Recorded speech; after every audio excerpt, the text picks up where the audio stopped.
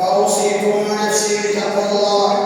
قال الله تعالى: يا أيها الذين آمنوا اتقوا الله حق تقاته ولا تموتن إلا وأنتم مسلمون.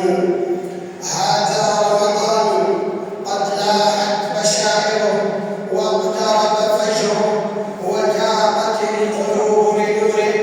هو تاج الشهور ومعين الطاعات. نزل القرآن في رحابه وعز الإسلام في ظلاله وتناثرت الفضائل في سمائه.